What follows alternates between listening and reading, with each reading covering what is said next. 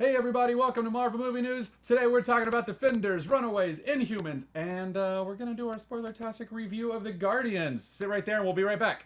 Welcome to Popcorn Talk, featuring movie discussion, news, and interviews. Popcorn Talk. We talk movies. Yeah.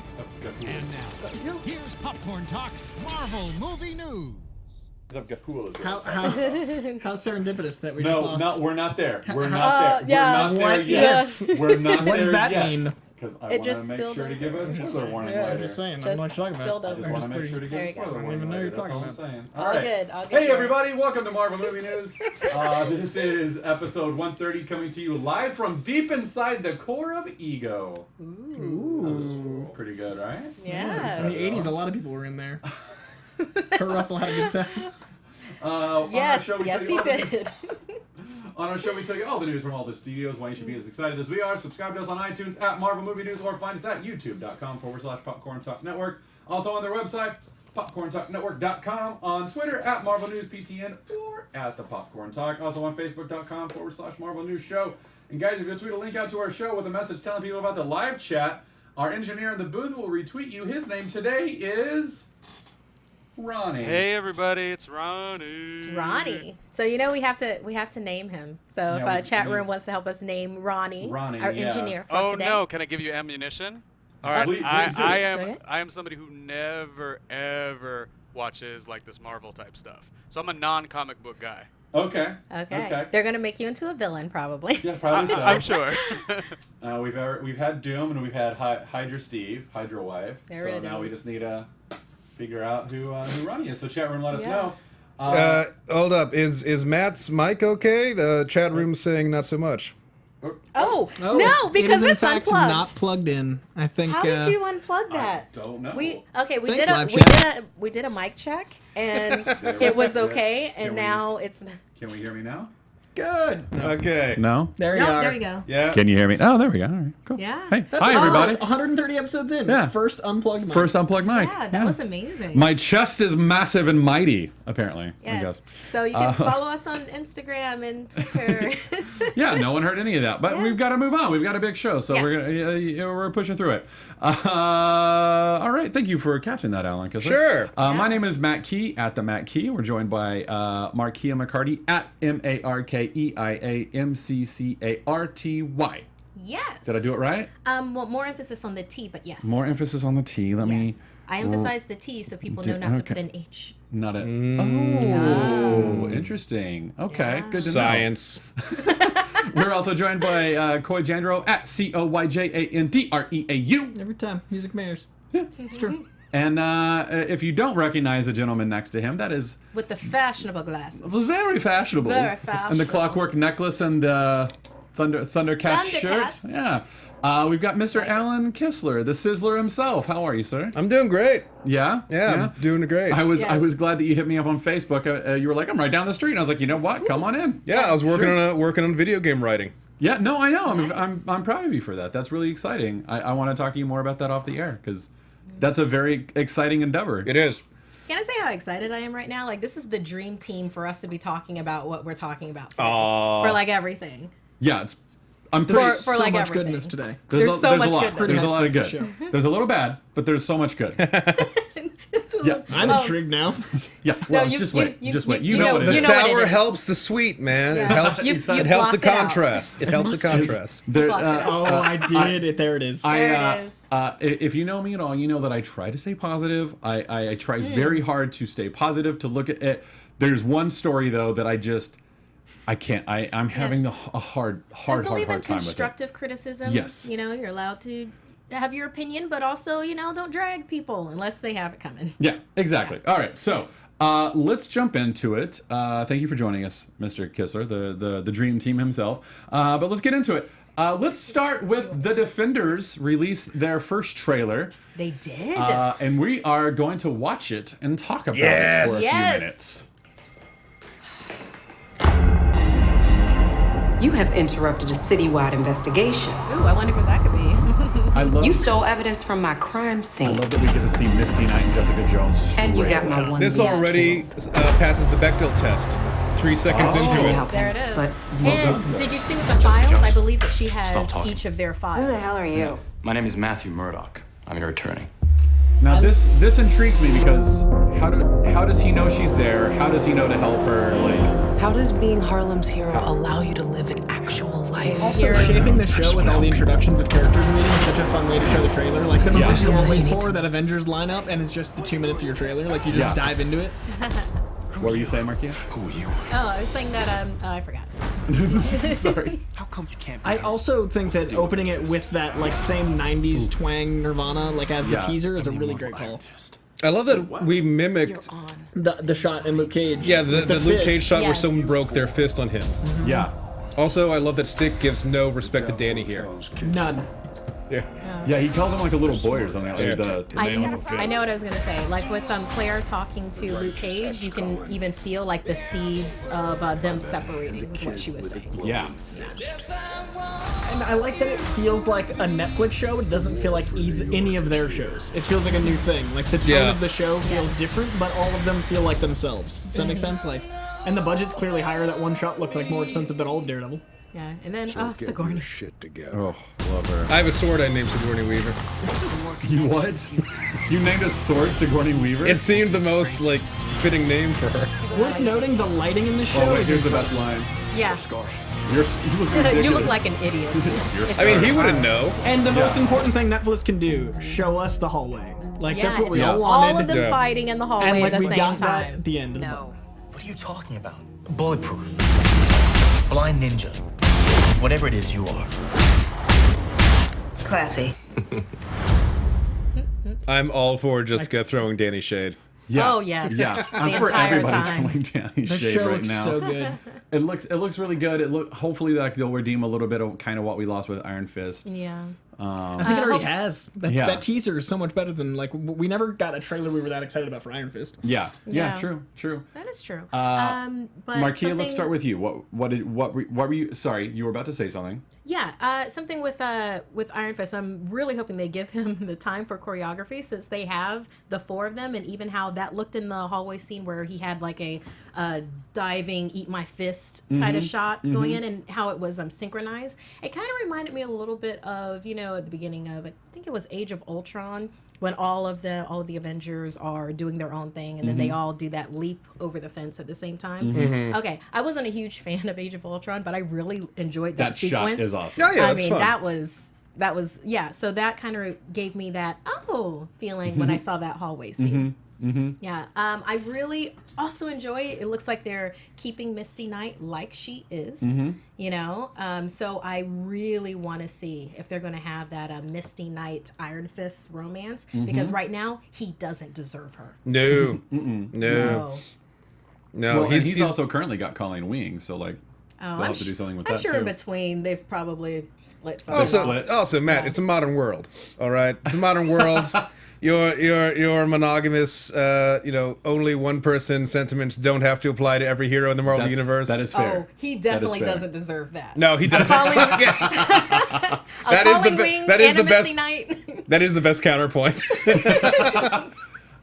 Koi, what are your thoughts? I liked that we've talked about their different styles, the different flavors of each character, and this trailer gave everyone a time to shine. It gave us a little tiny bit of Sigourney Weaver. It showed us what the hallway fight was. It was the show without any spoilers. I like that Netflix has done a really good job of keeping us in the dark, but giving us what we want to see. So that I think that was a trailer for fans, by fans of the property, because I don't know anything that I didn't know beforehand, but I also got to be like, oh, that's how they interact. Oh, this is what it's going to be. Oh, this...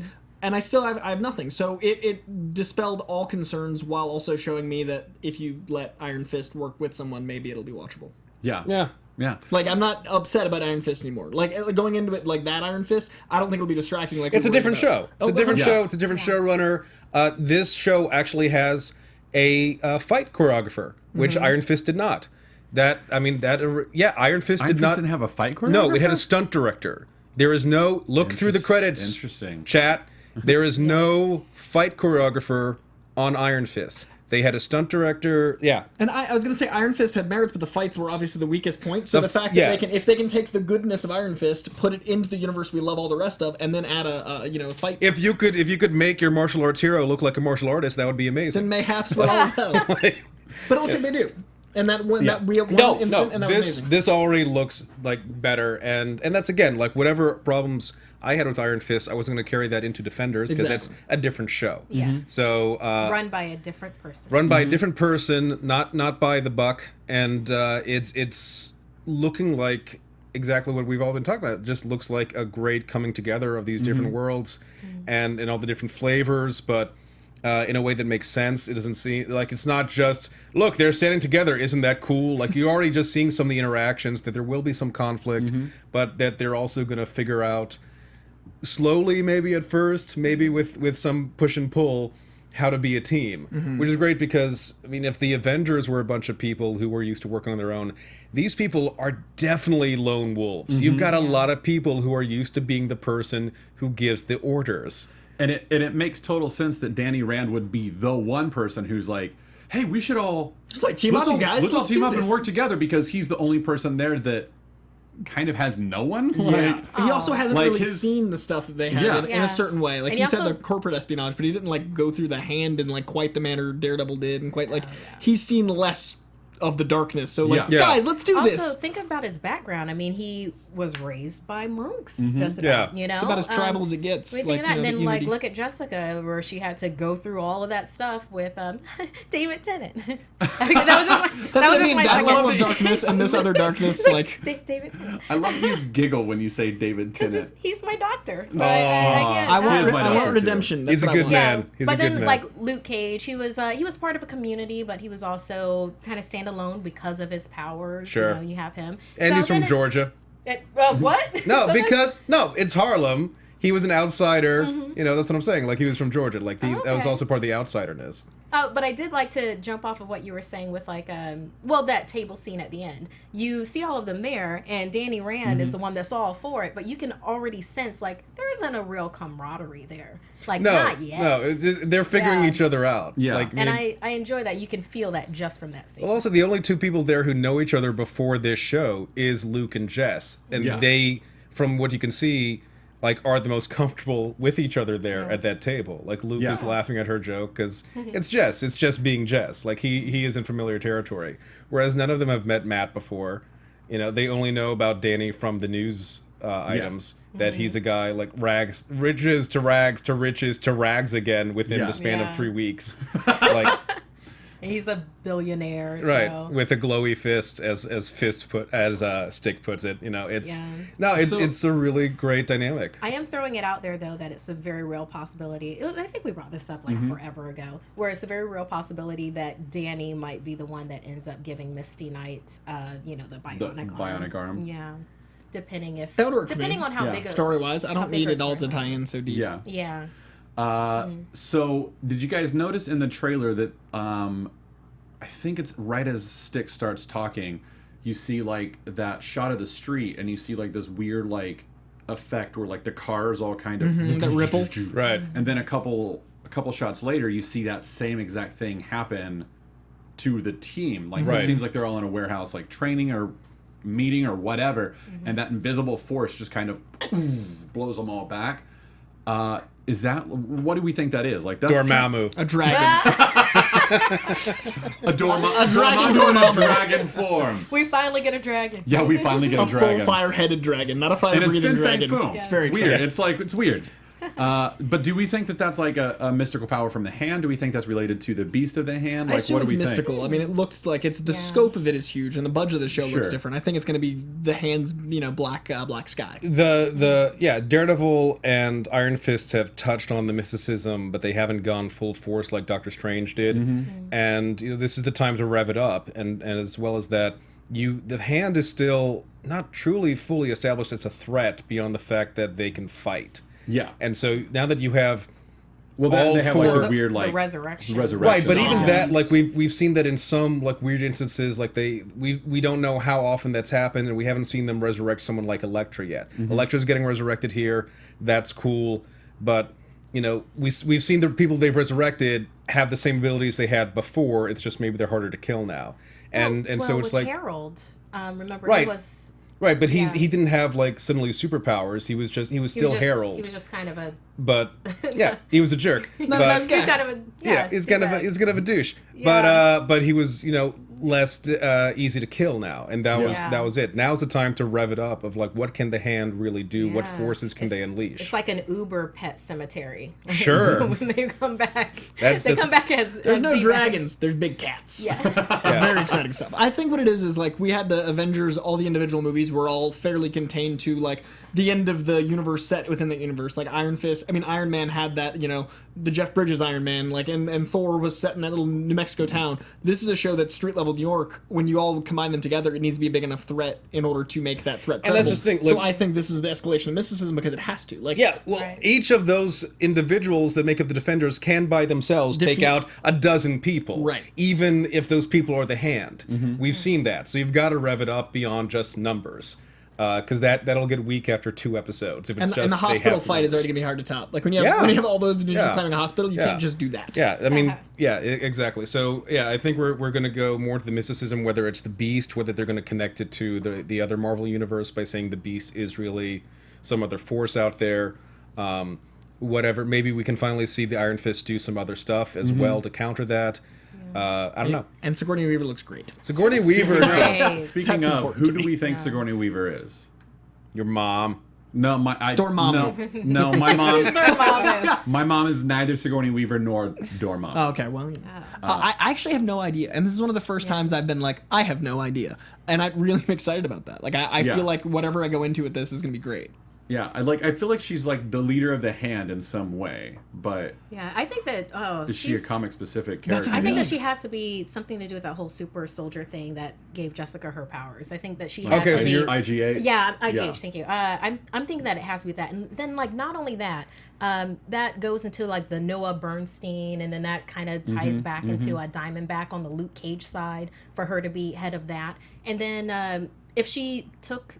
If she was following Jessica Jones all that other time, and then, you have Iron Fist and Daredevil in there too, I think that she would have files on all of them. Oh, Maybe yeah, absolutely. Getting on their weaknesses. I want to see Luke Cage get poisoned and how we fix that. Yeah. That kind of a thing. I'm curious if she's someone we know from the comics who would never anticipate to be played by Sigourney Weaver. Like, what if she's the head of Roxxon? What if she's Silvermane? Like, what if she's someone like that is a great street level villain, but would be like, oh, Sigourney Weaver? I want to be like super surprised. I mean, you could even make her Mephisto, and just this is the form Mephisto's form she taken. takes. I like that. That'd be because that second villain that comes out. Yeah, and exactly. It's still yeah. her. Yeah.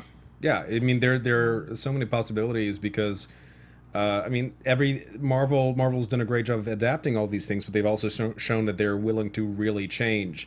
Oh, and, yeah, that's and what I'm screw excited around about. with stuff. Like Crane Mother is working with the hand in Iron Fist, and connecting Jessica's origins to Luke Cage's origins and having people meet under different circumstances. They're totally willing to screw around with. We'll get into it later, but Ego in Guardians of the Galaxy is not the same character from the Absolutely comics. not. Like they're Absolutely connections, not. but they really They go played their own with it, path. yeah. Although, real quick, for Iron Fist, I watched it way too many times, more times than I wanted to. But one of the things that they established, like in the second episode, is that Iron Fist says that he's from the Order of the Crane Mother. Right. Yeah. Which Right. is also very.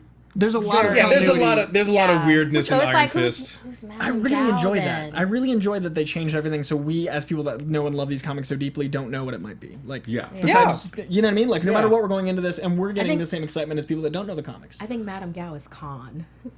I think Sigourney Weaver is Zool, and I think that's all. And that's what we're going All right. into. Well, let's I would move be on real fine quick. with that. Mike Coulter explained how the Defender villains come into the other Netflix shows. Talking to TV Guide, he said the villains that we are dealing with are a combination of several entities, and they all have something to do with our separate stories that have been played out in each of our own individual series. So basically, what he's saying is, all of the villains that we've faced are somehow now involved in this series, and they all have something to do with how we all meet. So, Kilgrave, that was IGH, right? Yeah. So Wasn't like that? all of the scientists around that, the accident that gave Jessica Jones her power, all that stuff. The Meacham's funding it, perhaps. Sure, very real possibility. So basically the way I'm interpreting that quote is in the same way that the Defenders are all going to become related, they all become related because the villains who created the heroes are already related. Interesting. And they all come to meet each other. It's basically this. It's kind of just getting confirmation from Mike Coulter of what we've kind of been saying for a year now. The villains bring them together, which makes sense. Yeah, it makes total They're sense. not like walking down the street like, you do cool stuff too, let's hang out. That'd be weird. Yeah, so, yeah. And I like all of that being connected. We like bring back Reva Connor's death kind of a thing. Oh, without, man. Right? Oh, man, that would be so bad. That'd be nice. So let me just finish off the quote here. He says, so this has been going on for a while. It wasn't obvious in each individual series, but in this series, you will find out that the things that happen to all of us, basically, we're all because of one entity, and that's going to kind of tie things together. So yeah, August. Yeah, I'm excited. So let's leave Defenders behind and talk about Jessica Jones very briefly. They're shooting their second season right now. We got our first look at some of the pictures. This came from at MCU Filming and MCU Exchange. Our good friends over at the MCU Exchange. But yeah, we've got Kristen Ritter as Jessica Jones. Probably not in character. Yeah. in The that happiest shot. Kristen Ritter. Yeah, that's Super she's- big smile. Yeah, that's probably not in character at all. And then that's Certainly not in character, that's- but look at her being nice to paparazzi. yeah, but she's certainly friend giving the peace sign there. And then I think we've also got Trish Walker. Pictures of Rachel Taylor, I want to say is her name, right? Rachel Taylor. Let me double check. I don't have it written down here, but Rachel Taylor, I believe, is her name. And Trish Walker, and hopefully we'll get to see her be Hellcat. Yeah, yeah. In the Defenders, What if was not her in the name in the Defenders. comics? Betsy Walker. Patsy. Patsy Patsy, Walker, yeah. Patsy Yeah. Walker. Patricia. Although I mean, they seemed like they were setting up Claire Temple to be Hellcat I in, know, in right? Iron 'Cause- Fist Little with the bit, claw yeah. weapons they were Right? giving her. you know? Yeah, a little bit. Or maybe which would she's be going to cool. be Tigra. I don't know. There are a lot of cat-themed characters you can attach to her. But it would be fun to see Tigra and then also see Hellcat. Yeah, exactly. I'd be fine with that. More cats. More cats all the time. Catwoman, Black Cat, Tigra, Tigress, Cat. Cat. Everyone's favorite character, Cat. Before we Cat. move on, someone in the live chat just informed us that the teaser for the X-Men show just dropped, and this is actually a thing. The Gifted? It decided not to drop on a Oh. Wednesday. It decided to drop on a Tuesday. Oh. Wow. So that's On a pretty- Tuesday. On a Tuesday. Should So we ask Ronnie if he can Ronnie, grab can that you, during can the show? you, can at you, some point we could throw to it if we could. Thank you, course. Sky Patterson. Of course. Read it to me one more time. I'll find it right now. X-Men: The Gifted. It's should check out Slash Film. They're usually The Gifted. Okay, I'll get on it. Great. Let us know when you got that, and we'll take a quick gander. Does it say what the name of the actual show? Is it Gifted? It's it says The Gifted. The Gifted. Yes. Oh, interesting. All right, cool. All right. Well, Thanks, everybody's thanks, and thanks Ronnie for looking that up. In the meantime, we're going to move on to the Runaway. This is a very TV-heavy show. There wasn't a lot of movie news this week. It's almost like a giant movie drop, so they had plenty of time to relax. Yeah, it's almost like they decided to take a week or two off, and Marvel Television was like, "Well, we're going to get in there now." I mean, $146 million lean on. I'm sure they can do that. Oof, wow, pretty good run. Marvel's Runaway was ordered to series at Hulu. Now I know what you're thinking. You're thinking, wait, that's not news. That already happened. Nah. The pilot was ordered by Hulu. If the series is being picked up, that means the good folks over at Hulu have seen the pilot and liked the pilot enough to pick it up as a series. I don't know how many episodes we're gonna get since it's a Hulu. It's probably 8 to 10. I would guess no more than 13. So a it's fun probably like trial a run. yeah. And But yeah, they got unfortunately, picked we up. won't be able to binge it. They like to. They Yeah, like to they'll put probably things out. Yeah, they like to follow that old tried and true method that TV's been doing Television. TV's eating itself. Evolve. We also so that's exciting news because that means we're gonna get to see it. There was no Yes. like being ordered is cool. This means we get to see it. Do we have the picture of the cast? We do. We're getting to Because, that. We're getting my to that. goodness. Yeah, looks Yeah, great. right. Looks great. Yeah, they kind of just about nailed it. Yeah, it's like- the only thing I rue is that I don't get to see old Lace in that picture. The format is such a great comic thing. Like when Yeah. do you remember Amazing Spider-Man 2? This is going to say a positive Amazing Spider-Man 2. When they did that trailer release, and I mean the poster release, and they filmed it after like the yellow poster of that iconic cover of 121. Like they reshaped a poster to look like. If more things did that, it's almost like comic fans like comic references. Yeah. So the fact that they made this their that's weird. first image is like. Yeah. Yeah, it's really good. So Ronnie, if you want to go ahead and actually pull up that image, it's number 15, and the rundown. There we go. It does look really Look how good. good that is. It's pretty dead on. Not only is it the cover, but it's also got Hulu flavor. Like I was really impressed by the amalgamation of both. I know this is a Hulu show because of like the coloring and the format and the lighting, but I also know this is exactly the cover of the first, like the, you know what I mean. So it's nicely done. If the show's this good, it's a good show. Yeah, for those of you on listening to us through iTunes or on a podcast and you can't see the visuals, we've got a picture of the Runaways here. It's the first image that we have, and from left to right, it looks like we've got let's see. Ariella Bearer as Gertie Yorks.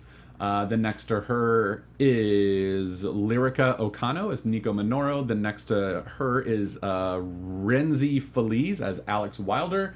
Next to him is Chase Stein as played by Greg Sulkin. Then Carolina Dean as played by Virginia Gardner. And then finally we have Molly Hernandez played by Allegra Acosta. So and the way that they look, it's set up just like it looks for the comic book. Down to the hair. Yeah, right down to the hair. So well done. Yeah, it looks really, really good. Along with that, a teaser actually leaked, and it's been taken down since. Maybe you were one of the lucky ones who got to see it. I watched it a couple times. Yeah, I always feel dirty when I watch leaked stuff because I know I'm not supposed to, but I also know that I have... But it makes you feel powerful. It does. Well, that it excites you. That and I have a Marvel show. It's my responsibility. It's my responsibility to get that information. I have to get that information so that I can. It's for the people. It's right. It's for the people. Sure. I'm not doing it for me. No, that'd be crazy talk. No. Selfless Matt Key. Crazy. Matt Key confirms is selfless. Hey, I didn't say it. I didn't confirm it. That's Coy confirms. Coy confirms. Coy Matt confirms. Key, sweetheart. I'll take it.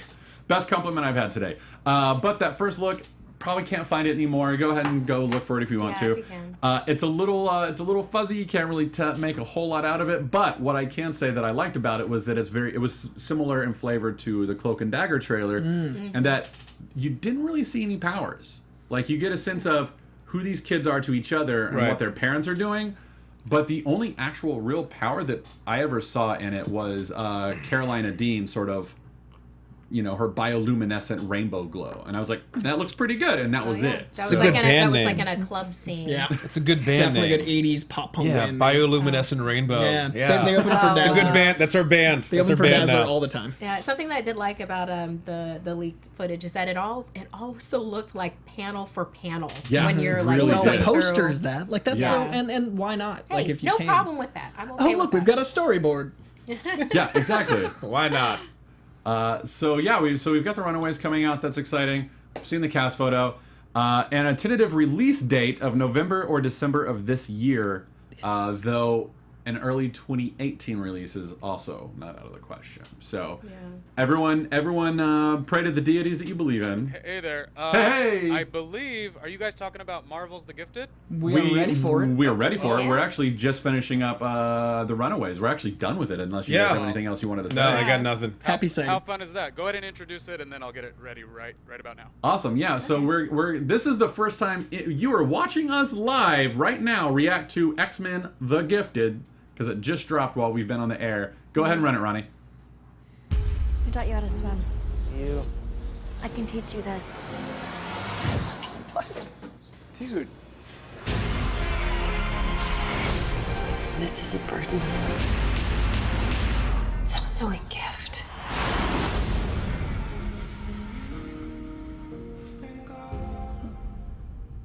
Oh wow, that's soon. Whoa, it comes. That's wait, what? That's in No, that's 2 impossible. weeks. That soon? It's May, right? Yeah, it's Does that May. say May?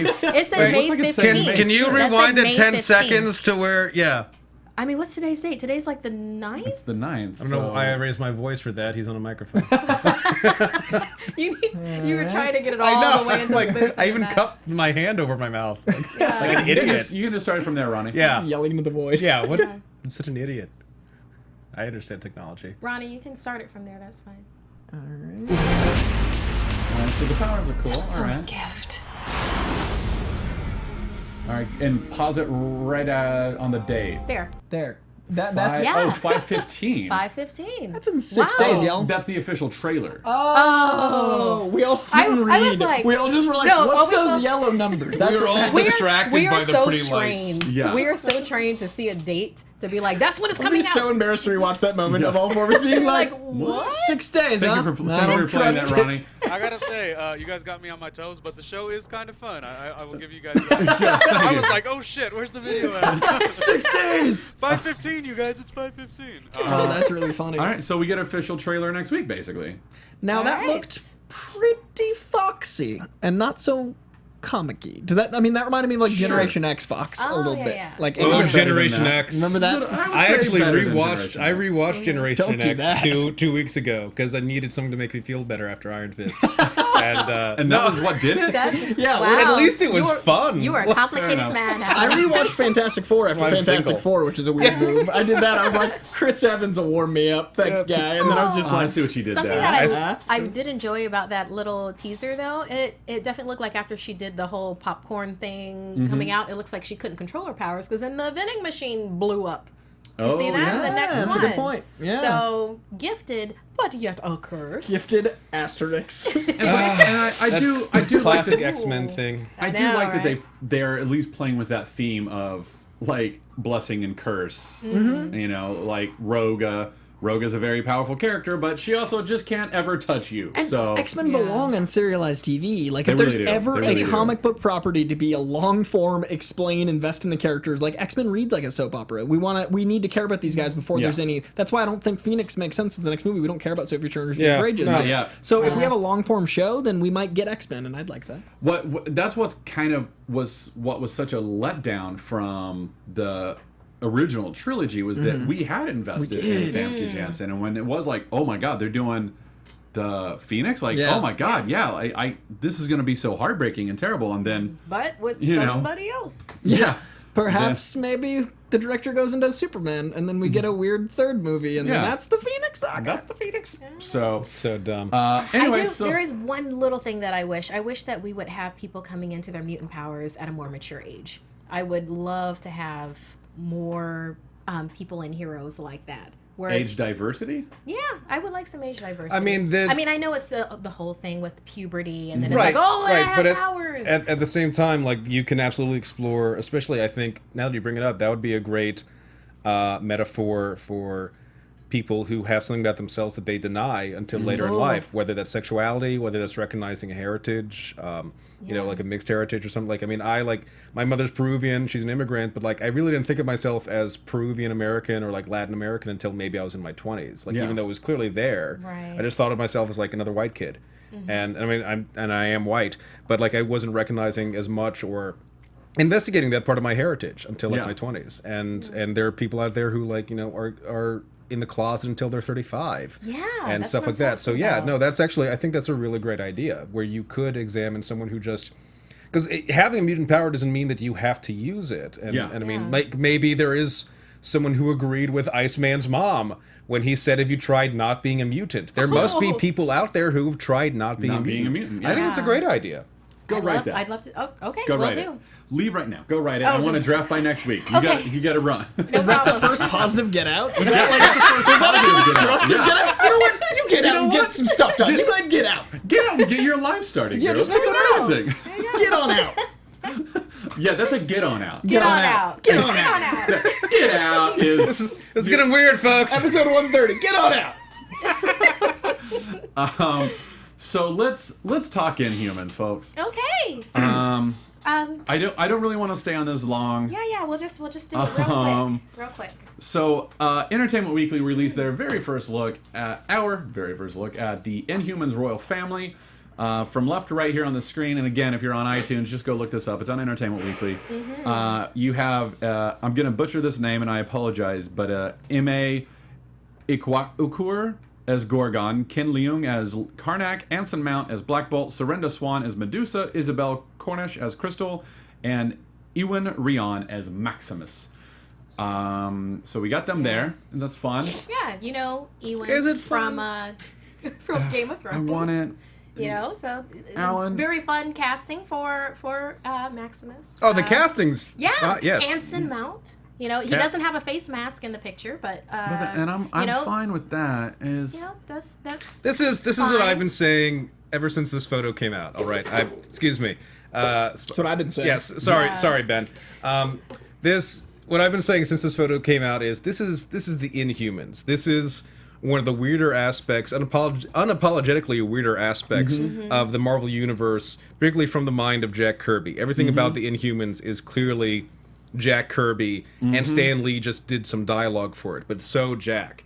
With the Inhumans, like the Celestials, like Asgard, like the New Gods, you gotta go full Kirby. Not half Kirby, you go full Kirby. This, to me, it's... If these were other characters, I would say, yeah, that's not bad. That's sort of like... It's almost... This honestly reminds me of Smallville, where they were trying to really ground everything as much as possible to a world that hasn't yet seen Superman and hasn't yet gotten used to capes and doesn't embrace that yet. And I'm like, that's the wrong direction to go to with Inhumans. With this property. Particularly when this is a world that already has, like, Jessica Jones and Daredevil and frickin' the Doctor Avengers. Strange. And Doctor Strange now is wearing a cape because that's what Doctor Strange does. Yeah. And this is, if it's the Inhumans, they're from another society. They have their own fashion. They have their own tech. Yeah. And it just looks like they got a really, like...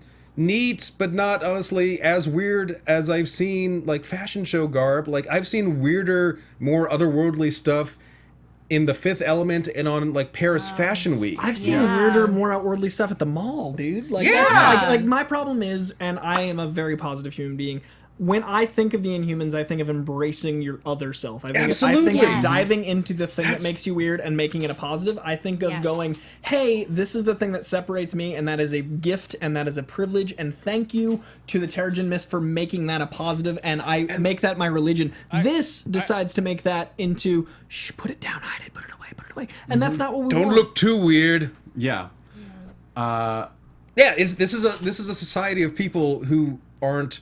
Like, if you have powers, you're weird and dismissed. Like, they like embrace apply. Their powers. They want their kids to get powers. Well, if your kid doesn't get the chance to be exposed to this weird mutagenic crystal, that's a sad thing. You were hoping that your kid got exposed and had their true self unleashed. And if that means you became a merman, so be it. Well, one of my favorite things about the Inhumans is that there's almost something a mystic property to the mutagenic principle where transformation where you transform on behalf of the entire culture and society. So like if you need more aerial combatants in the military when you go through Terrigenesis, Adelan knows we need more of this. We need more winged heroes. It's like a hive mind. It's like how a lot of insects process. We need a civil engineer who can handle this sort of thing. Like there's almost like a precognitive element to the Terrigenesis where it knows that something is coming and it's like, we better prepare for this threat and create an Inhuman who can create a force field or have a leader who can't talk but can just decimate mountains. We need a king who's a WMD. Yeah. I mean, talk about how it's just this property lets the freak flag fly. Right. Yeah. And you fit.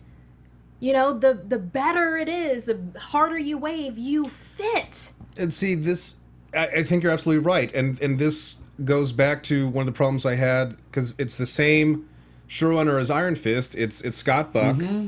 And part of my disappointment with Iron Fist was it didn't embrace fully the Iron Fist stuff. Like they were so, if anyone was the fantasy. If anyone was going to walk around New York in a green robe with gold trim, it would be Danny Rand, who just does not give any damns about what you think about him. Like, this is his culture. This is his thing. Not only that, he's a billionaire. So he's a billionaire. He's so go screw yourself. Have you seen what billionaires wear? Exactly. He'd have no problem walking around like that. And you know, the Iron Fist, it literally was a glowing hand. It wasn't like that frickin' like energizing fire with Kirby dots leaping off of him. And I just felt like you're grounding it too much. Like you're allowed to go further now with certain things. And with this, like, you don't even have to have them in their battle costumes, but just outfits that let me know they are not, first, that they're royal. Yeah. And secondly, that they're not from like Urban Outfitters. Yeah. So and like, then just real quick, how they just like took all the Spitfire out of Medusa with that. It's just she's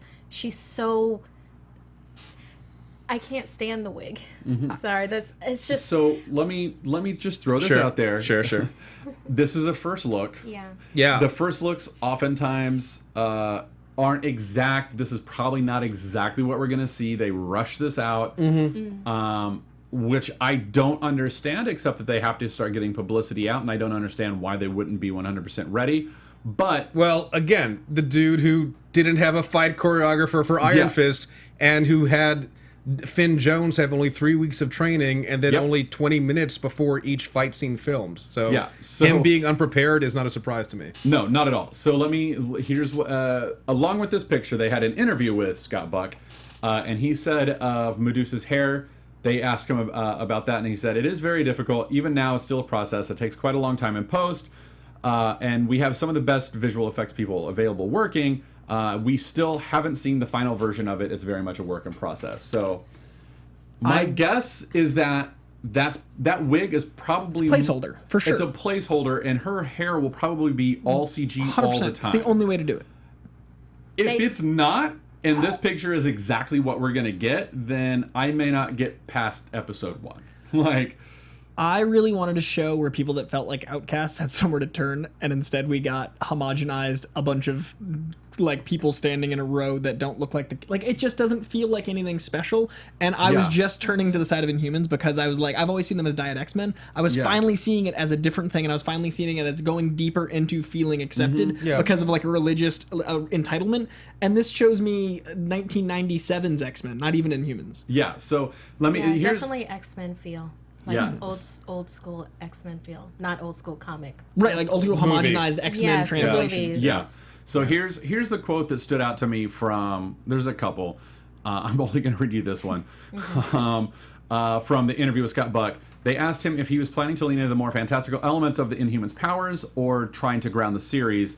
And his response was, to a certain extent, yes. But again, we approach these all as real people who just happen to have these abilities, so they're all very grounded people. We try to write them as real as possible and then have fun with the powers when we can. We want their powers to seem very natural part of their personality. So I think that's the wrong way to go with Inhumans. I think that's the right way to go with X-Men and with certain other properties. With Inhumans, no, this is not.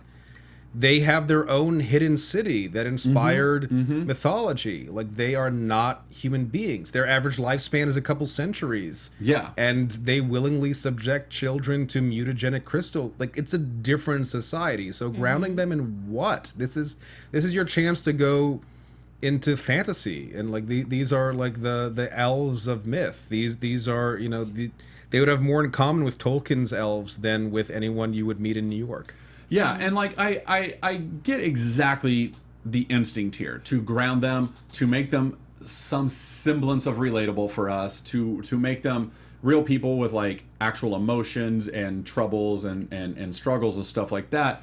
But that doesn't mean that you have to completely steal their powers away from them and completely rob them of their society and barely ever go to Adelan, kind of like what they did with Kunlun. Yeah. You human washed. That's what happened. Here's the thing, you human washed the Inhumans. With so many superhero shows out now, you want your property to stand out. Yeah. There's nothing about this that stands out to me. If you said these are new characters coming to Arrow, I would have been like, yeah, sure, that makes sense. They look like other people I've seen on Arrow. Yeah, but Alan, that's the thing. Exactly. Where it's like there are so many superhero properties, and it's great. It's great. We have Runaways. We have but you got to stand out. We have everything. But you have to do something to make me tune into Hulu, to make me tune into Netflix. Like, you have to give me something. It can't just be the property's name. Especially since it's the first show to team up with IMAX.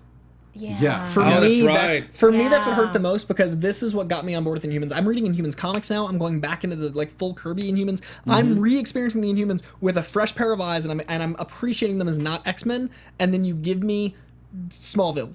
Like, you give me, and I love Smallville. Smallville's amazing. But this is not Smallville. We're past that. Yeah.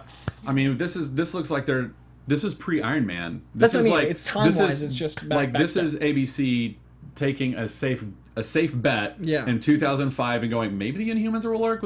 Let's try. Let's tone it down a little bit. But like we said earlier, we've had Doctor Strange. He's tripped through weird dimensions that grab at him with tiny baby hands, and this is what you give us. Like, so he had an entire fight backwards. No, I just realized feels great though. This is the first. I hate talking negative. I hate feeling negative. I feel very tired right now. Yeah. This is the first time we've had to dive negative about any property in months. Yeah.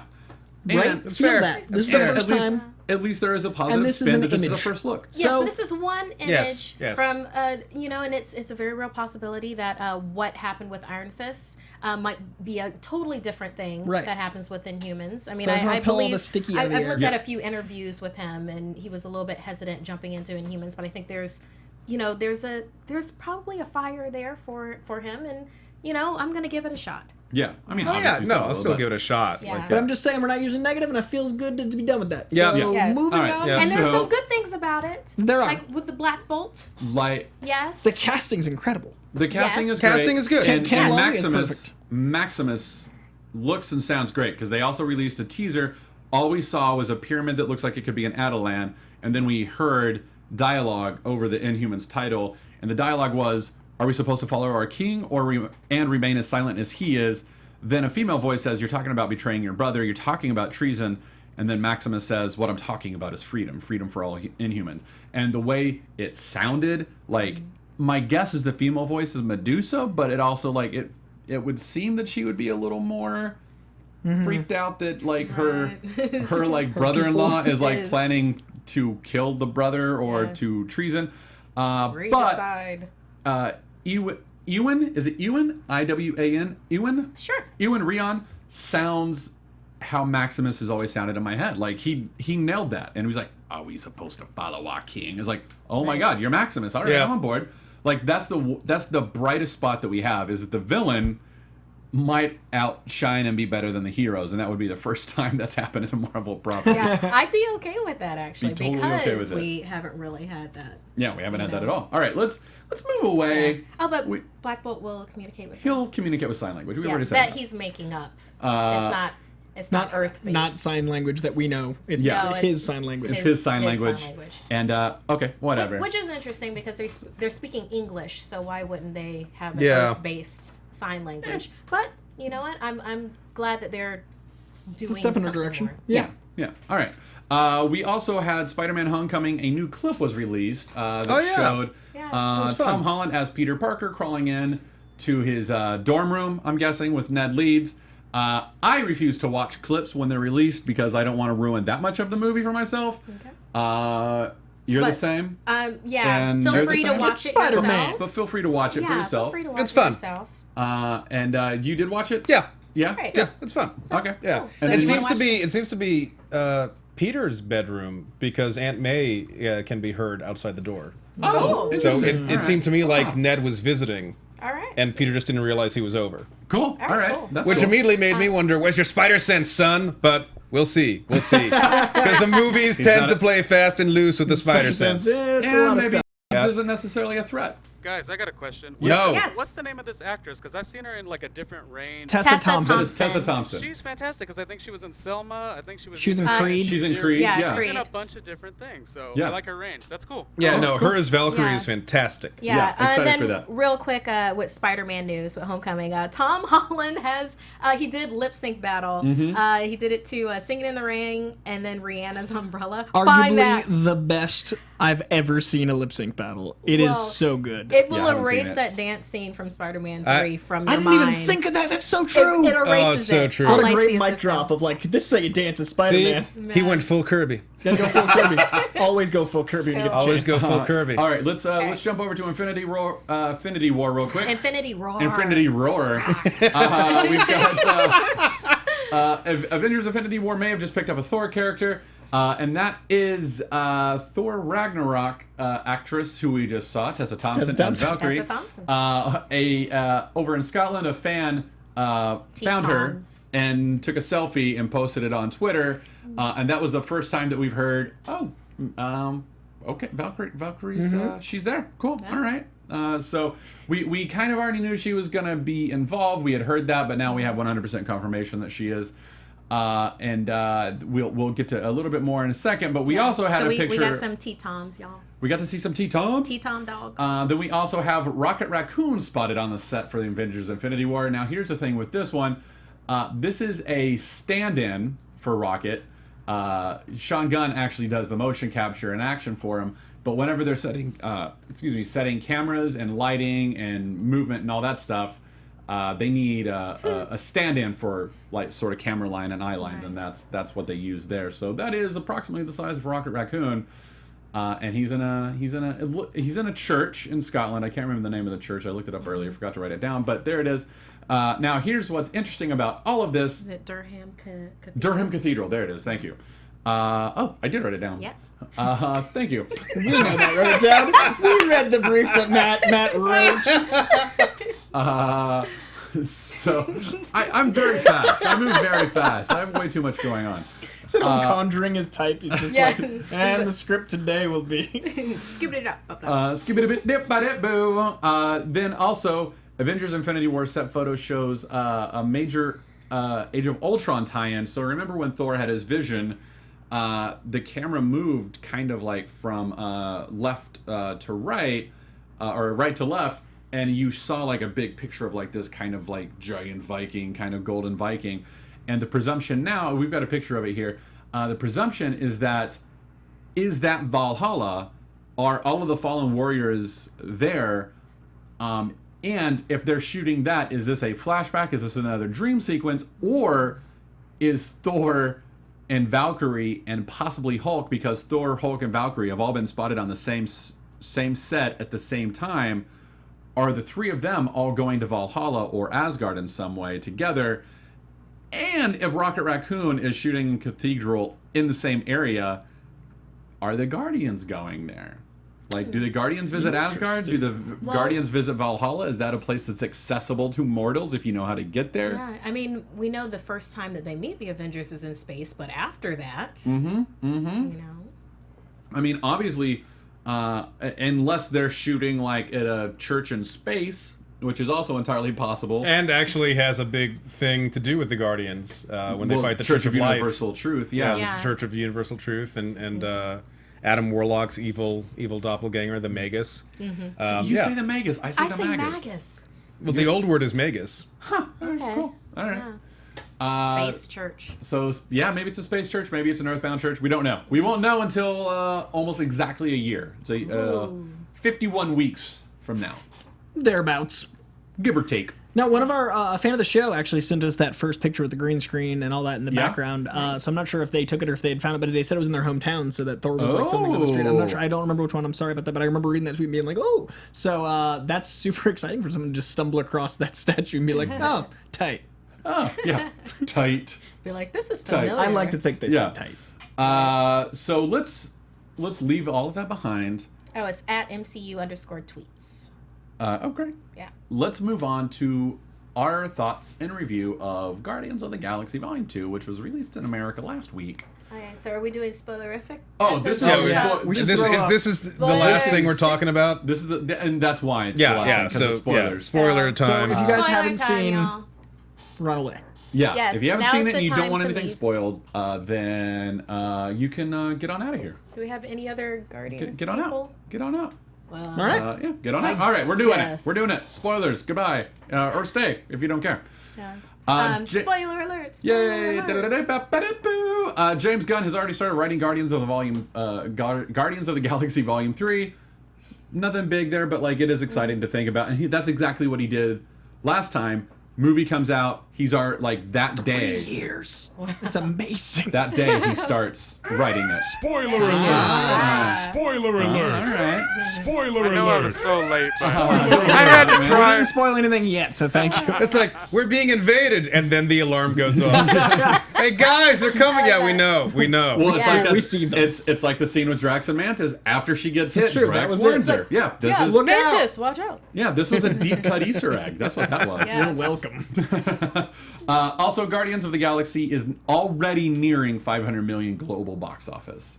Good deal. Already. Good deal. What's the over under on $1 billion? What do we think? Like I think it'll hit just short of $1 billion.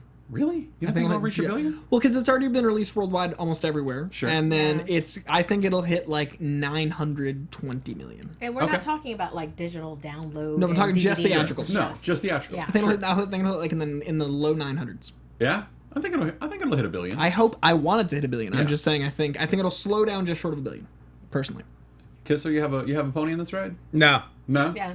It's got critical acclaim and money, so I wanted to make Good for $3 you. billion because James Gunn deserves it because that movie was magic. Yeah, it was great. All right, So so good. let's get in with it. Let's start with the simple question: favorite moments. That was your favorite moment? You said favorite moments. You said, Well, I heard the yes. it's not singular. No, I know. again, but like, stuck on very single, narrow-minded views, Matthew. fair enough. Fair enough. All right, I have go ahead. Around the circle. of favorite moments. I'm Mary Poppins, y'all. Oh my Mary God, Poppins, the Mary Poppins, best, y'all. the best. Oh my God, Yondu. Okay, I love the character arc that Yondu did between these two movies. That is, it's fulfilling. Yeah. It's because he already had like all the word bling. He already had all the things where it's like they ain't never had Terran before. Things like that. But it's like, and then it turns out, yes, he was Chris Pratt. He was Star-Lord's father all along. Where it's like it was never ego. Yeah, it like was he's never- your father, but that ain't your daddy. Yeah, that one line. Oh, yeah, it's great. Killed me. It was Oh like, my he may have been your God. father, but he wasn't your daddy. I was like, oh, Yondu. Like, this is the first Marvel movie to ever make me teary-eyed. Man. Like, and it did it. It really did it. Like, it wasn't like, I want to cry in a Marvel movie. It was, oh my God, I'm crying in a Marvel movie. Oh my God, this It's is like great. it's not stopping. It won't Yeah. stop. Yeah. So, and the first time I saw it, like I was doing some work for Screen Junkies and stuff. So like I was only like 70% emotionally engaged in it. So the second time I saw it was with my wife and a couple of our closest friends, and we went and saw it at El Cap, and it was so much better the second time. Like I could not believe how much more I enjoyed it the second time, and it held up, and it was great. And so.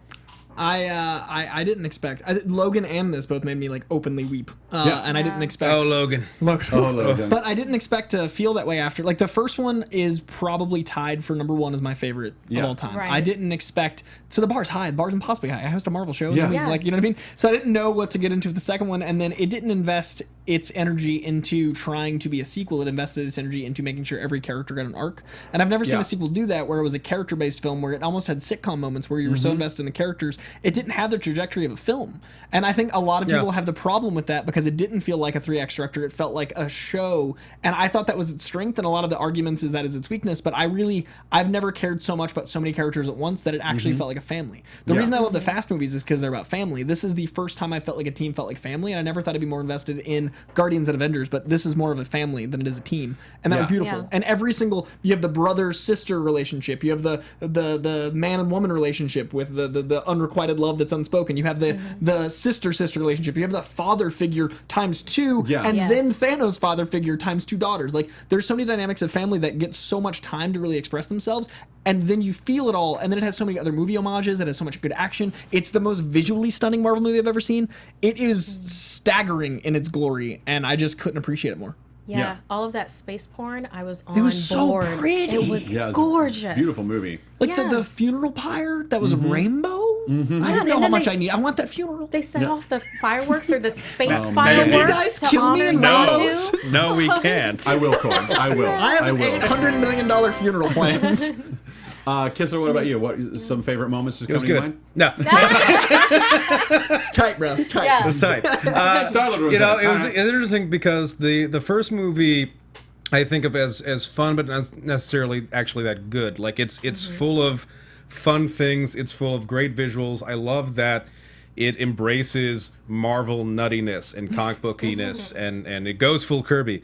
And but at the same time, like when I really break down the first movie, I'm like, well, Star-Lord doesn't really have an arc in it. He's kind of the same dude throughout. It's just now he has pals, and Rocket like has a slight arc, but not really. He's just now hanging out with more people than he was before. Gamora has a really inconsistent character in the first movie, and Drax is like maybe the best character in the film and actually has an arc, but then also had like that weird line about calling Gamora a whore, which when they had established that he refers to things literally, makes no sense because there was nothing in the movie in which he saw her being paid for money or enticement services or anything. So it was one of those things where like I liked it. It was a fun ride, but like I couldn't really say it like was a solid movie, as solid as like even Slither by James Gunn had a more solid story arc to me. This was everything that I wish the first movie had as well. Like, this was all character, and exactly what you're saying. This wasn't a sequel. This was its own movie that had the same characters. Yeah. And was just its own story. You don't even need the first movie to get this movie. It lets you know the basics. Like, the only thing it really references, like, something impressive happened that Star-Lord did in the last movie. Like, involving a stone for some reason. Like, that's all. And that's not essential to the plot of this movie other than it's how Ego knew to look for him. Yeah. That's kind of it. Like, Nebula, I thought... Nebula was actually my high point of the first movie. Because I was just like, you have really... This is another example of why if you give them the freedom... and they read the comics, but they care about story, the movies, the TV shows can actually improve on the comics. Because Nebula is not an interesting character in the comics. She's just this terrorist lady who may or may not be Thanos' granddaughter. Not even he knows or cares. She's just out there being crazy. And here, in the first movie alone, like, I thought, oh, she's so much more interesting. Like, this angry sister to Gamora, and already that relationship change by itself makes her more interesting. Why did she have these cyborg parts? And then this movie where she got each cyborg part because she lost to a fight. She had good character. Yeah, she had limbs taken. Like, you made your daughters compete for survival, not for attention, for survival. That makes Thanos a bigger villain in my mind than any previous Marvel film has up to this point. Completely. Like, otherwise, he's just a dude in a chair looking for rocks. This, like, who for some reason wants to be Dazzled Glove. This lets me know he is evil. There is something wrong here. Yeah, and you have to think, when did he start with with them? Are they the first kids? Exactly. Are they the first kids? Did they have other siblings we haven't heard about yet, and they just freaking died at age 5? You know, it leads to this whole other thing. It's like the best Star Wars films where they're able to tell you the right thing that doesn't tell you a whole story, but lets you imagine the greater universe out there. This movie did that repeatedly. Just even with the Ravagers, the other factions of Ravagers, we didn't have that at all set up in the first movie. It doesn't matter. All you had to do was see how Yondu suddenly had shame and tried to talk to Starhawk, and that he was even had that line of, like, you think this brings me pleasure? Like, you disappointed me. That alone, you don't have to know the details. You don't have to know how long did they serve together. You just have to see Yondu's in pain and ashamed, not embarrassed, but ashamed of, like, my brothers in arms, my comrades and sisters in arms. I disappointed them. Like, that alone. Well, in like 2 minutes gave much more of his character. Along with that is that the rest of his crew, this wasn't a new thing for them. You know, this was like, no, this was established. We're still running with him, but we already know that we're outcasts for everything else. So then that sets up a thing where you have that high status, low status between Stallone and, I shouldn't say Stallone. Starhawk. Yes, Stakar. Stakar Yeah, I need to stop calling actors by the, Okay, so Stakar and Yondu. Yeah.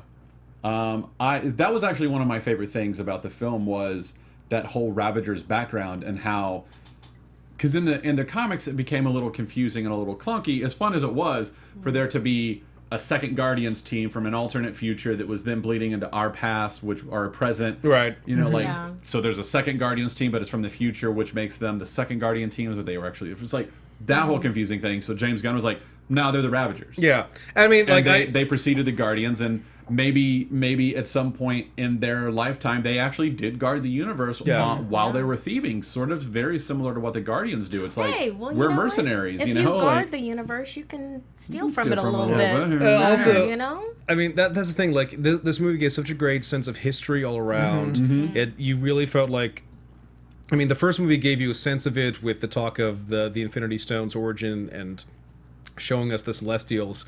But this really, really, like, helped feel more of the universe and how much stuff is out there. And that all of these characters have had histories beyond what we've seen. And you're absolutely right. Like, it's great to see that he just, took his own simplified version of the original Guardians and threw it in there. The fact that we got to see like Charlie 27 and Martin X, like characters who I never thought I would see a live action version of. It's like never was I going to see Starhawk in a movie. Not only that, Starhawk played by Rocky. Never was that going to happen. Never ever and was. Then, and like I said, also this has been what the best adaptations do is they come up with an idea that's good enough to go back into the comics. X-Men, when that movie gave a much more impressive version of Cerebro than we'd ever seen in the comics, that version wound up back in the comics. The radio show introduced Kryptonite, that became part of Superman's comics. Here, the first movie gave us that much more interesting version of Nebula. That is now the version of Nebula in Marvel Comics. Now she is Thanos' adopted daughter who fought with Gamora regularly, and they used to like try to kill each other in different ways. And it's so great to see how that give and take comes back. And yeah, everyone had a great character arc here. I think the first hour could have been cut down a little bit. I'm going to disagree with you on Sure. that one. I was not impressed with Gamora's character arc for this movie. It just seemed like she was she was there to support other people. I didn't feel like there was a big. Yeah, it just I agree. there wasn't a lot of growth with her. It's like she was completely blindsided by Nebula being like, I just wanted a sister, and it just. I can understand that, but it's like she was like a prop-up point for Nebula. She was a prop-up point for Star-Lord to be like, oh, this unspoken You're thing. right. So I'm not impressed with her character development. I would say, though, that she started off the film hating her sister, just wanting to take her back to Xandar, and she ended the film giving her a hug and looking for reconciliation. So I will say they could have done more with it, and it was a bit more subtle in its approach. There was a bit of an arc. It just wasn't as blown out as everyone else. Honestly, I've got to go with her. I've got to say that there wasn't really an arc. What she was there to support, because also we get that there's this unspoken thing going on. We can get on Quill's end why it's unspoken or why he's uncomfortable about it. That perhaps like half of this movie is about his daddy issues and his family issues and his intimacy issues. Yeah. So why is it unspoken for her? Right, exactly. We don't get why it's know. unspoken for her. Does she have intimacy issues as well? Yeah. Has she never had a lover because she was just a weapon for a long time and she doesn't know how to deal with this? Which would be cool, be interesting to know. Is she just, this is not romantic for me, this is kinship. It could even be like she's not interested in sex at all. She could be ace, she could be gay, and we don't know. And you're absolutely right. We don't know that. I am glad that at least her character was consistent here. Whereas the first movie, I didn't feel there was consistency. Because depending on what scene, she's either innocent, or she's a hardened weapon, or she's an amazing fighter, or she's a fighter who needs 3 people to help her out. Right. And it was not consistent. Here, I had a consistent Gamora. But you're right. She didn't have the same arc that Nebula or Quill had, or even Rocket had. You're right. Yeah. It just seemed like she was she was there. She was there. She was a part of everything. She was here. I mean, think about it. With Drax, you get all of that emotion, and you get that through Mantis. You find out who Mantis is just from her relationship with Drax and how she interacts with everybody. And then it's just Mantis is just kind of scared of Gamora. I feel like the first film focused on Gamora and Star-Lord, so this film allowed them to take a back seat for a lot. If you actually look at the film, Star-Lord's he's with his dad a lot, so you get time to invest in Drax and Rocket and all that stuff. So the reason I felt like that worked for me was because, one, I knew she was pregnant, so she probably couldn't film a lot. But two, I imagine that the world building from the first one carried over for me, where I knew she was strong and she knew she had these character choices that were already made, and she already had done enough that I didn't feel like they needed to focus so much time on her, because they made my whole thing about family is they made the whole team feel like a team.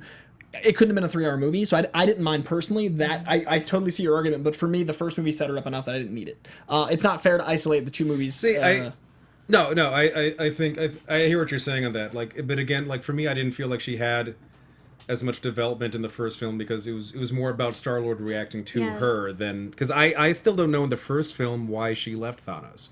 Okay, because how long she'd been thinking of leaving, when she decided. Yeah. So you can see from my point of view, it's like totally. I relate more to Gamora than I do with anybody else, and I felt like I didn't really get to see her. Gotcha. I haven't gotten to see her, and that's like, it feels unfair. It's like I want to see her. I want more. I want her. Just give me some lines or something that puts her here for me. And honestly, I think you could have fixed that if you had one, like, if you took 30 seconds away from the Sovereign at one point and just gave Gamora 2 extra lines at the beginning and the end about any personal feeling she has, whether it's towards her sister or her childhood or Peter Quill. Like, you can tell a lot with one or two sentences. Yeah. If you have a decent actor and you have music in the background, frankly. Or half a sentence and just a pause and a trail off. Yeah, Yeah. absolutely. I mean, you could have taken 30, or you could have taken a minute out of the final fight and given her a little bit more story. For me, her realizing her flaws worked for me. For me, her realizing that she hadn't been the sister to like what she thought she was, and that she hadn't been like this ultimate righteous. Like, I saw her righteousness fall out of her. I think she always thought she was right until her sister showed that she hadn't been right, and that was the arc for me. Was that her seeing the fallibility in her ways,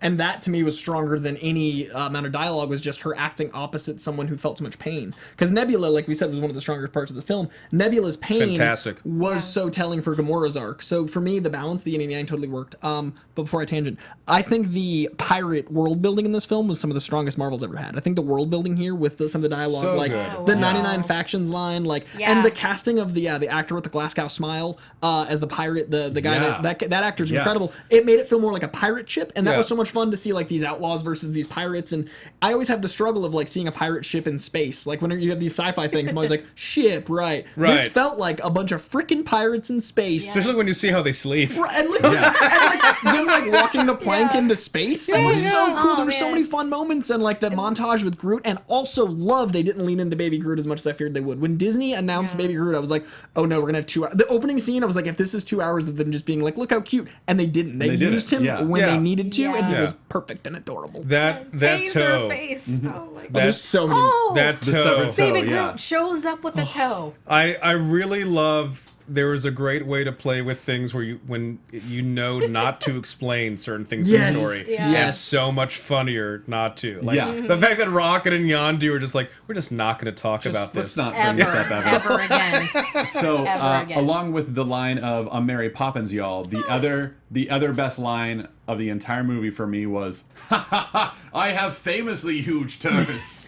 So many one-liners were good. There were great one-liners. Drax killed it. Yeah. Drax and Mantis, like, oh my God, practically poor stole Mantis. the show. The one thing Like, I stole didn't the get, show. like, I was absolutely fine with all of Drax's stuff, but again, like with what we've established about his personality, I felt like they, just like with the horror line in the first movie, they sort of forgot his personality just for the sake of a joke. When Mantis wakes him up, he's like, no, I'm not expecting sex from you or something. I'm just like, there's honestly been nothing to give you that indication. Like that, and again, if you're supposed to be very literal minded, I don't see how you drew this. If you were Peter Quill, I could see Peter Quill going like, look, Mantis, I'm not into you, but thank you. Like for Drax, but he's spent a few months with them now, so I think and Drax he's not a dummy.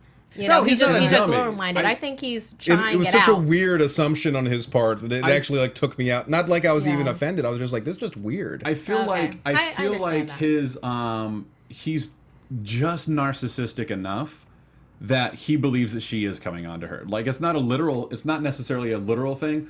I think it's a narcissism thing where he's like, I am the best fighter on this team, and it would make sense for a female to want to like enjoy sex with me. You know, that's what I got out of it. So even that almost feels like too limited to me for like a space screen man. Like, and again, like it's going into. It could have been more honest, like if he saw her as a little sister and be like, you constantly vex me. I need my own time alone. Yeah, something like that. Yeah, it just seemed like just we're pushing this for the sake of someone thought this joke was funny. And so the explanation of Drax not wearing a shirt because of his sensitive nipples was one of the best, was funniest explanations of a wardrobe choice I've ever seen in my life. That was genius, and it works. And it completely works. So well. It's worth noting the last official image of this movie is of a completely 100% CGI raccoon crying, and I was weeping. I just the amount of like credibility this universe has built that the MCU has. There was a raccoon crying at me, and I lost my shit. Like I couldn't. This movie was beautiful. Yeah, it really was. In so many ways. Yeah. Well, and all the Easter eggs. Let's talk. Speaking of, and the Watchers. Yeah, Stanley's best cameo of all time. Stanley. Stanley's best cameo. But go ahead. I was gonna say let's talk about the end credits. Yes. We need to start wrapping it up. Let's talk about the end credits. Starting with Kraglin with the Yondu arrow. Do we think he's going to be the new Yondu? Do we think he'll be in Infinity War? Is it going to end up in Guardians 3 that he has the arrow and he's still I trying think to it learn was how to just for use it. fun. I think he's the quiet MVP of the film. I'd argue Yeah. Sean Gunn was like some of the most heart in this movie. The scene of him cheering, Yeah. that moment when they zoom in on Sean Gunn and he cheers. And he cheers. I literally, that's what broke me. I'd Mike like, starts, it was like, the pounding his shot chest, with yeah. the shovel and Logan. Like I'd been like, I got this, and then Sean Gunn, I was like, oh no, Yeah. Emotions. couldn't hang. So for me, Emotions. I think Sean Gunn's done what he needed to do. I want him in the next one, but I don't Sure. know if that'll. It's funny and it might not work. Yeah, I don't think it's needed. thank you, Sean Gunn. Appreciated it Jesus. because then it's like, legacy. Yeah. That kind of thing. Like Yondu's teachings will eventually come to fruition and move on. The new but I don't think Yondu. it's I don't think it's necessary. I'd almost prefer it not to because Yondu was so awesome. So for me, I'm okay without, but I appreciated that little Sure. interest. And then Drax would be the one to take the arrow. That would I happen. want Sean Gunn in the next film. I just don't yeah. want them to Yeah. disrespect the Yondu legacy if they make Sure. it just comedy. If it's like a legacy, then Which that's also, one thing. and that's another thing about what the movie in the first movie I thought did a great job of, because Yondu in the comics was kind of a racist stereotype. He was just meant to be like wise Native American with a bow, except we made him blue. And he was from Alpha Centauri. Yeah. Right. But like everything about him was coded Native American, and like you could have called him Tonto. Like it was ridiculous, and the fact that they just made him such a different character where there's no racial stereotypes around him, and he's just this fun kind of rednecky pirate is like, you know what? Awesome. And he collected little figurines. And he collected troll dolls for some Yeah. bizarre Michael reason. Rooker did Michael some like Rooker such killed it. incredible work. He really killed it on this one. All right, let's Stanley and the Watchers. That really was the best cameo. Who saw that And- coming? Did so anyone? Absolutely not. I've been saying it for and a years, but lot I of- thought I was lying. And a lot of people have been saying, like, wait, does that mean that Fantastic Four belongs to No. Marvel? All that stuff. No. Clarification. You'll notice there were 3 Watchers in that shot, and not just one. Had Marvel used one, the implication would have been, well, that's Uatu That's the Watcher. Uatu. The fact that they used 3 is, well, this is a race of Watchers, and Right. we are allowed to use the race. We are Lawyers. not Right. allowed to use Uatu. So Right. It's like Right. they're allowed to use the scrolls. They can't use Paybok, Scroll, the yeah. Power Scroll. They can't use Kullert, the Super Scroll. Yeah, exactly. So, Teenage Groot. So weird. Teenage Kinda Groot was like genius. I am so emo weird kid. good. Genius. The leaves everywhere. These vines everywhere. And he was playing a game the exact same as Star-Lord and it was was at the beginning. so yeah. funny how that tied into the father theme. Like they literally said it at the end, but also Sure. just the implication that like father passing the torch, and now Yeah. he's like dealing with teenagers. Like I loved that so much. Yeah. And who like- doesn't want to like read that story or see that animated feature of like Yeah. teenage Groot? Well, and Yeah. like We would the too. the vocalization was like it went from Groot. I am Groot to I am Groot I am to Groot. I am Groot. Yeah, Like, it was, like, you could hear so- the whatever dad. Yeah, you could totally hear the lilt in his voice. It was I want to the see best. Vin Diesel just sassy Groot in somewhere. Like Yeah. that voiceover track that caused Yeah, that. I am Groot. Groot. All right, so we need to start wrapping soon. I do want to touch on the original Guardians of the Ravagers. We had Charlie 27, played Yeah. by Ving Rhames. Martinex was Michael Rosenbaum. Yep. Aletta, Michelle Yeoh. Stakar Ogord, Michelle Stallone. Yeoh. Then we had Miley Mainframe, played by Miley Cyrus. That was the head robot. In the comics, that is the disembodied intelligence of the Vision in the future, 1,000 years in the future, and they typically, like, he would kind of float around. And he was an entire planet's operating system. And then we also had Krugar, and you'll notice that Krugar did, like, some sorcery. Krugar becomes the Sorcerer Supreme in the 23rd century, I want to say, and Doctor Strange is his ancient one. That's pretty cool. Very nice. So he's a Awesome. space wizard. The deepest of cut Awesome. geek references. Oh, yeah. Like at the In end, fact- just like Which is why you probably freaked I, out. I when- lost it. I was like, wait, are they for real doing Krugar, the Sorcerer Supreme from the 23rd century? Because he's mostly a Doctor Strange character. He's only appeared in like 2 or 3 Guardians Okay. comics. So we got that. I think that we're probably going to see a lot more of them in Guardians 3. Yeah. And I'm hoping that we'll get a spinoff. Like Okay. a Galactic Guardians, because that's what they ended up calling themselves in the mid-90s. Interesting. So we'll have the Guardians of the Galaxy, and then these guys will be like, you do know Galactic Guardians is way easier to say. And then they'll spin off and do their own thing. do you think they'll team up and take down Adam Warlock? So that's the last one I wanted to bring up is Adam Okay. Warlock.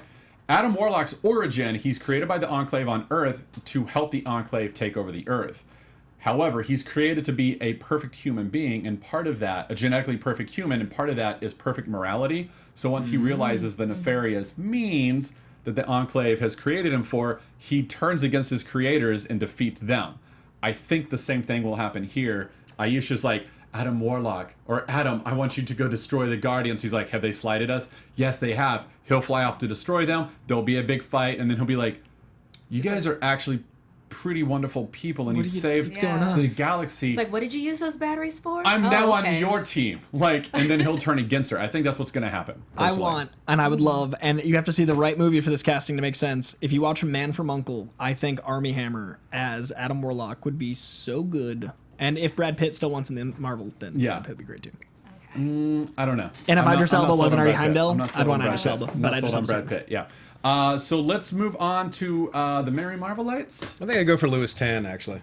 Oh, Yes. God, he would be God, good. he was my Iron Fist. He would be All good. right. Oh, yeah. All right, Merry Marvellites. Take it, Markia. Shout outs, Blazing Boxer at Blue Paper Box G at _Hispanic, Jocelyn at Bad Wolf, Bay 10, Stacey Holmes at Irmakova Stasja, Deanne Mazub, I'm sorry, at #1 Cookie Lady. Max Russell at Max Russell 66. I'm broken. Alan at JewCE22. Ryan Street at R Street 1984. Tim Chapman at Chem_Tapman. Nice. Low Rosario at Low Rosario. And Kim M plays Chem at Kimberly and Mutz.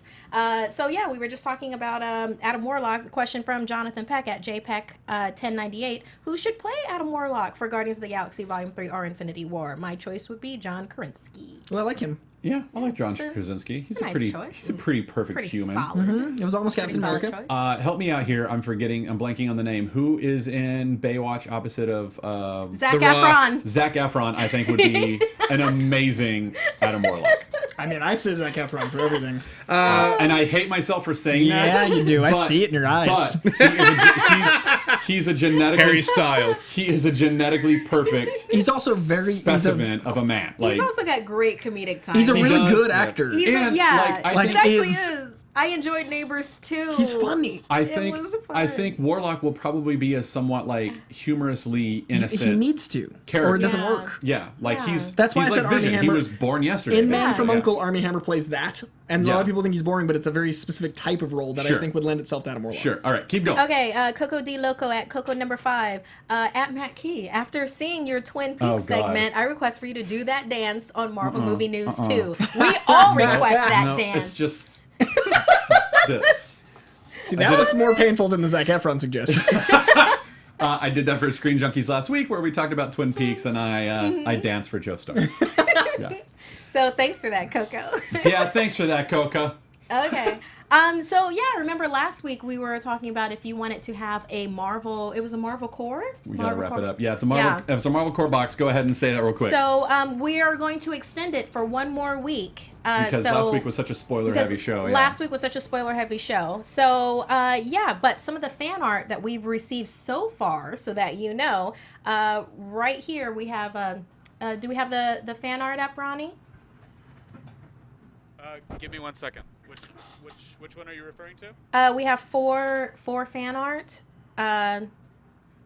Ollie got you all those pictures? If we can't, I got a show couple them- shout outs too Yes, for do Marvellites. some I'll do those while shout-outs. others are getting pulled up. So on Instagram, guys, I discovered an entire folder of you guys being amazing. So I want to quickly shout out Wildebeest360, Rick Chavez, who I ran into at the movies this week, and then of course Max Russell, who is 16th birthday today. Hey, happy birthday! So also a happy birthday from us to you. Howley, Matthew Marcon, X Raoul 3X, and Rybread84. You guys have been amazing, and I'm sorry this took as long as it did. Shoutouts, thank you. Wonderful. Yes, and we have some poems from people. Roses are red, Yondu is blue. I'm Mary Poppins, y'all. Is he cool? Oh, that's awesome. That's from Tweety Please at Not Tweety. Yeah, so you're still in the running for that box. And then this one is from Res4487, right J at Lefty Twilight. Matt Markia Coy, filling my Tuesdays with joy. Marvel Movie News. Nice, Yeah. nice. Okay, so yes, so can you describe this one, Coy? This first one that we have? So this first piece of, I can't read it because it is, I did not get this one. I'm not sure. Is that the Matt Q? Who is this? I don't. Can this we one. scroll What? up a little? This one I haven't Is seen. this is new this to one me. of ours, Ronnie? Oh, this is amazing. I've removed This is Dune from the nice. show. Time for you three to go to. Oh, this is Leo. Disney movie news. Show no. Leo fan art. Leo. Oh, Leo that's sent so us good. this. Yeah, Leo's so- a good artist. Yeah, Leo was on the show last week, so that's great that he sent some fan art. Oh, that's yeah, fantastic. he replaced him. Okay, great. So, do you have the next one? That's a Okay, good one. I so like that one. yeah, this is from Cole _ Canaletti. Sorry if I mispronounced that. The Earth's mightiest heroes have fallen to those. Wait, that's not that one. Oh wait, so Cole did the last one and this one, I believe. Cole did the one of Leo and then of us separately. So that was Leo from Cole. This is Cole doing the three of us in the show. It is a beautiful interpretation of Matt, and I love that Matt is dressed as Matt under the cloak so much. That is such a great he's touch. Doctor Strange. That's a good nod. And it has Coy as Deadpool holding Spidey Cat, and it has me as Black Panther, y'all. Nice. I'm Black perfect. Panther. It's perfect. And I say, but he's Gorgeous. my son all the time, Cole. So thank you. Good call. Okay, do you have the next one, Ronnie? Okay, this is from Jay Washington at Mr. Jay Washington. He Oh, says, wow, I finished Jay. up with the coloring on my Rocket Raccoon. Jay, Hey, that's what do you amazing. think? Yeah, this I is think it's great, amazing, right? Jay. Yeah, Jay's like a stand-up, a wrestler. You know, been on Screen Junkies News with Yeah, him a Jay's couple of great. times. That's a great one. Okay, and then we have our last one from Sky Patterson.